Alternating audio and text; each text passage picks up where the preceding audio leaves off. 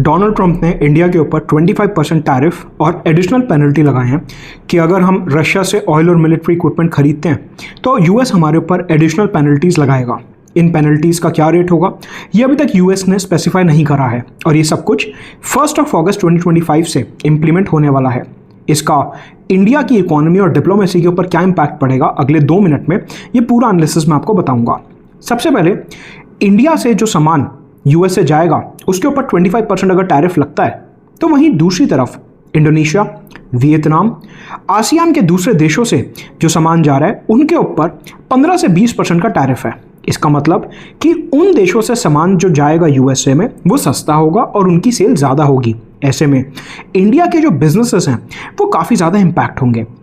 इसका दूसरा इम्पैक्ट होगा कि अगर इंडिया के ऊपर ड्यूटी ज़्यादा लगाई जाएगी, हमारा सामान कम बिकेगा तो हमारी कंपनीज की ग्रोथ कम होगी जिससे इंडिया का जीडीपी इम्पैक्ट हो सकता है। प्लस जो ये फॉरेन निवेशक होते हैं एफआईआईज जो इंडिया के स्टॉक मार्केट में पैसा लगाते हैं, इनको अगर ये दिखेगा कि इंडिया की कंपनीज में अभी दम नहीं बचा है तो ये धीरे धीरे अपने डॉलर्स को इंडिया से निकालना शुरू करेंगे जिसकी वजह से रुपी डेप्रीसिएशन हो सकता है। प्लस इकोनॉमी के ही डोमेन में जो हमारा मेक इन इंडिया का पूरा एक प्रोग्राम है, आपको याद दिला दूं कि यूएस हमारा टॉप 3 ट्रेडिंग पार्टनर्स में हमेशा से रहा है, मतलब कि यूएस के साथ हमारा ट्रेड काफ़ी ज़्यादा है। तो ऐसे में हमारे फार्मा, आईटी और टेक्सटाइल सेक्टर इम्पैक्ट हो सकते हैं। दूसरी तरफ अगर डिप्लोमेसी की बात करते हैं तो यूएस ने इंडिया के ऊपर दबाव बना के इंडिया और रशिया के रिलेशंस के बीच में आने की कोशिश करी है। इंडिया हमेशा से स्ट्रेटेजिक ऑटोनॉमी की फॉरेन पॉलिसी फॉलो करता आया है कि जो भी काम इंडिया के बेस्ट नेशनल इंटरेस्ट में होगा हम वही करेंगे।